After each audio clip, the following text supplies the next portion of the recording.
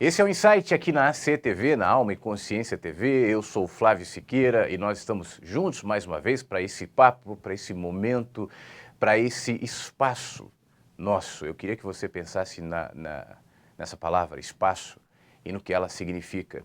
E que você pudesse trazer isso para você, para a sua vida, e refletisse o espaço onde você ocupa. Eu vou explicar. Entre o momento que você acorda até a hora que você vai dormir, você ocupa espaços no dia, né? O espaço na sua cama, o espaço na sua casa, o espaço no trânsito, no ônibus, no metrô, no trabalho. Você vai ocupando espaços. E você repara que os espaços, especialmente nas cidades, são cada vez menores. Veja uma cidade assim, como São Paulo, por exemplo, ou como uma grande capital, como Porto Alegre, como Brasília e outras. Você vai vendo os espaços se reduzindo. Os apartamentos novos, por exemplo, são muito menores do que os apartamentos antigos, as casas também, né? É óbvio que existem os maiores, mas eles são muito mais caros, proporcionalmente falando, ao que era há, sei lá, há 30 anos, há 40 anos, há 50 anos. Se você quiser um apartamento maior, comprar ou alugar, e que seja relativamente viável financeiramente falando, você vai ter que escolher um antigo. Porque antigamente existia essa cultura do espaço maior. Hoje não. Mesmo os carros. Veja, por exemplo, os carros mais antigos. Veja um Opala, um Maverick, um Galaxy. Carros grandes, né? Isso tinha o seu poder. Claro, existiam os menores também, mas era normal você ver aqueles carros enormes. Eu me lembro, meu avô, o Dr. Fernando Siqueira, ele tinha um Dodge branco. E eu me lembro a gente criança sentado junto com ele no banco da frente e não eram bancos, era um sofá. O Leibniz, nosso amigo que entende um pouco de carro antigo, sabe do que eu estou falando. Era um sofazão grande e a gente ia sentado no sofá do Dodge branco do meu avô. Havia muito mais espaço, mas hoje os espaços vão diminuindo. Mas o nosso papo não é um papo assim imobiliário e nem automobilístico. Eu estou falando de espaços de maneira geral, a gente está falando da vida. E os nossos espaços na vida, as configurações que nos prendem, também diminuem. Veja, por exemplo, os procedimentos em nome da segurança, por exemplo, de uma empresa aérea ou mesmo da economia, né? Os passageiros vão cada vez mais enlatados, apertados entre os bancos, os espaços de trânsito dentro do avião, não só por conta das dimensões reduzidas, apesar do avião ser maior, mas também, por exemplo, se você quiser ter acesso à cabine, é um espaço limitado, você não pode, em nome da segurança. Eu me lembro quando eu era criança, eu voava nos Eletra da Varig, e era criança, foi a primeira vez que eu entrei no avião, e eu me lembro que chamou a atenção que quando eu entrei no avião, a porta da cabine estava aberta. E o comandante estava lá, fazendo as anotações, arrumando as coisas, saía, o passageiro ia ver a cabine, crianças pediam aos comissários para conhecerem a cabine, e podiam, era uma coisa liberada, eu mesmo já fiz isso quando era criança. Era um espaço acessível, mas hoje esse espaço está bloqueado. Eu não posso mais passar por ele, especialmente depois dos atentados de World Trade Center, na Torre Gêmea. Espaços blindados depois desse terrível acidente. Acidente não, né? O que houve ali na França com o avião da Germanwings, do copiloto alemão e todas as histórias em volta disso. A perspectiva é que os espaços sejam repensados ainda, os procedimentos sejam refeitos e os limites também. Todas as vezes que nós nos deparamos com casos de, por exemplo, atentado terrorista, como houve recentemente no Charlie Hebdo, na França, a discussão em nome da liberdade, ou em nome da liberdade não, em nome da segurança, mas focando a liberdade, especialmente o cerceamento da liberdade, aumenta. Menos espaços aos cidadãos, porque, infelizmente, não podemos confiar em todos, porque com mais espaços e mais liberdades, a gente corre riscos. Então, vamos confinar as pessoas para que, confinadas, nós tenhamos o controle. Se esse é um discurso ligado a terrorismo, à segurança, é claro, né, que por trás, e isso não é escancarado, obviamente, existe o interesse político.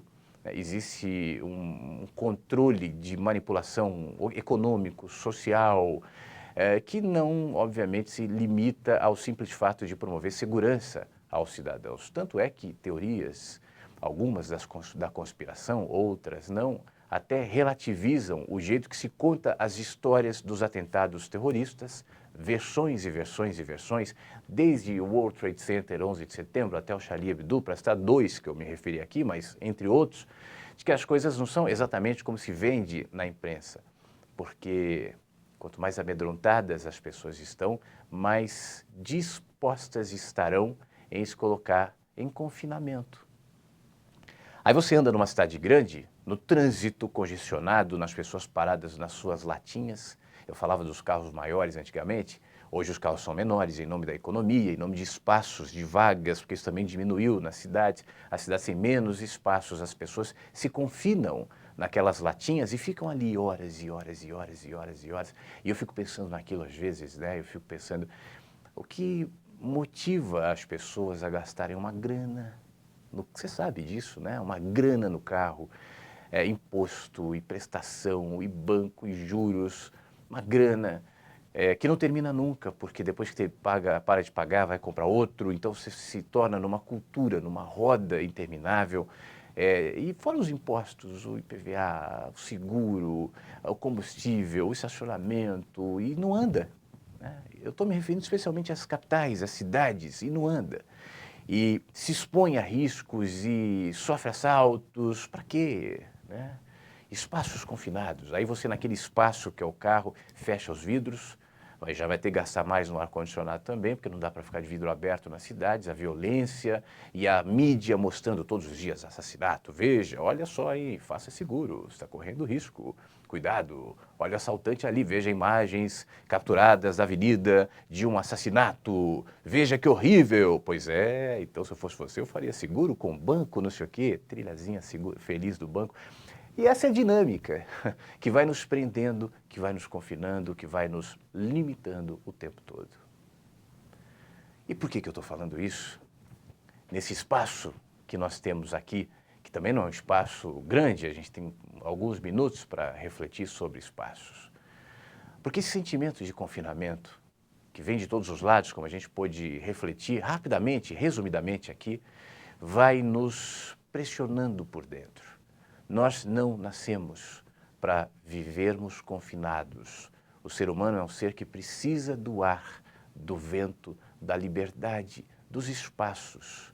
Essa configuração está presente dentro da gente e necessariamente deve se expressar em nossa vida.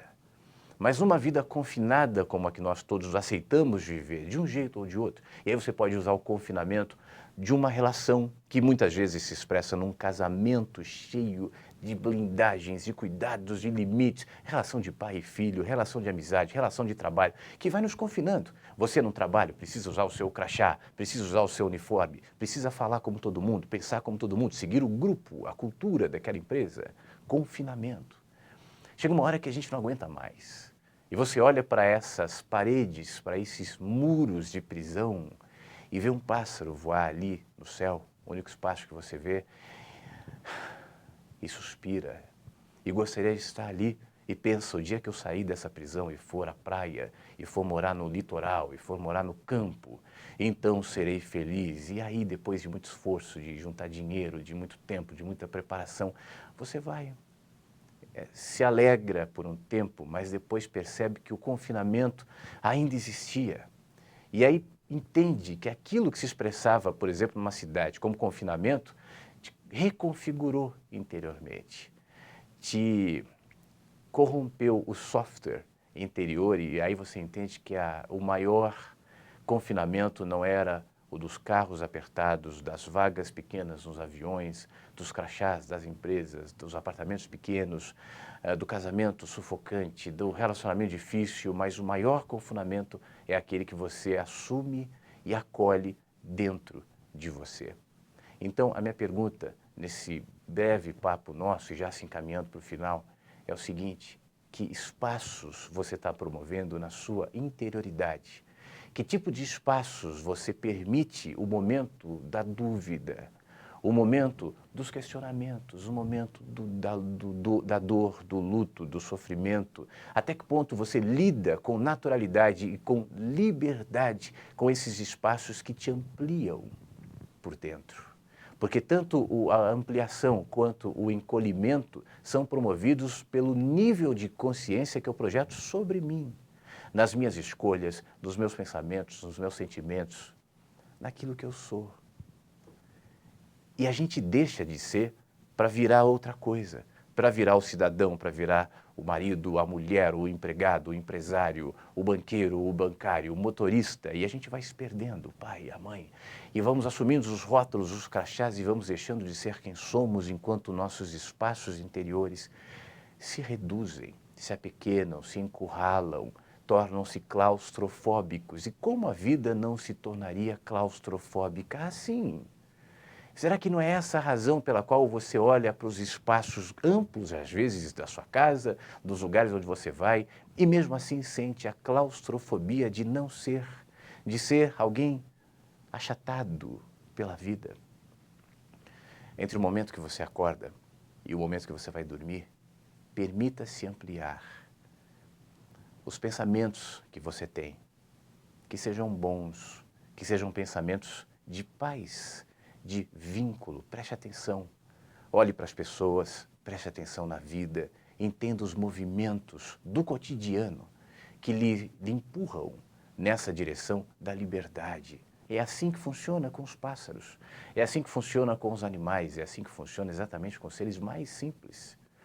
Agora, nós nos complexificamos tanto em nome da economia, em nome dos espaços, em nome da liberdade, em nome dos relacionamentos, em nome da religião, em nome da fé, em nome de tudo.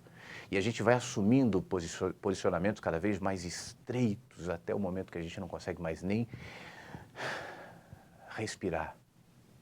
Esses espaços que você está procurando moram dentro de você. Esses espaços que você precisa, esses espaços de amplitude estão em você. Volte-se para eles, encontre-os dentro de você, ao invés de ficar procurando em todos os lugares. A procura para fora lhe torna refém, contraditoriamente, dessas configurações, dessas manipulações, desses condicionamentos que lhe colocam como sardinha na lata. E o dia que você encontrar esse espaço que é feito de dúvidas, que é feito de medo, por que não? Que é feito de solidão muitas vezes, mas sobretudo é constituído de paz. Paz na solidão, paz no sofrimento, paz no luto, sabendo que tudo isso passa também. A madrugada, a noite, as dificuldades um dia terminam com a madrugada que vai embora e as mensagens chegam pela manhã. Então permita-se essa dimensão, essa amplitude, esse arejamento dentro de você. Exponha-se, preste atenção na vida, preste atenção naquilo que você pensa e, sobretudo, naquilo que você tem se transformado, naquilo que você é. A simples percepção lhe aumentará. E com mais amplitude, com mais liberdade, finalmente você poderá respirar. E independentemente de onde esteja, de onde more, de onde mora, da cidade de onde você vive, independentemente disso, você vai entender finalmente que espaços e estreitamentos e amplitudes, antes de serem condições para fora, são dimensões que a gente cuida ou que a gente simplesmente deixa de cuidar do lado de dentro. E um dia refletirão em nosso caminho. Pensa nisso e me escreva. Se você quiser manter contato, eu estou à disposição. Ali no flaviosiqueira.com você vê esse e outros vídeos e textos, o meu trabalho está lá. E eu também estou falando sobre esse e outros assuntos diariamente na webradiovagalume.com. Entre 8 e 10 da manhã eu estou ao vivo no Mensagens que Chegam pela Manhã, e o programa, que pode ser ouvido em qualquer lugar do mundo, basta acessar esse site, é reprisado às 3 da tarde, 8 da noite, 3 da manhã. Um grande beijo com liberdade, com espaço e com paz para você. E até o próximo Insight.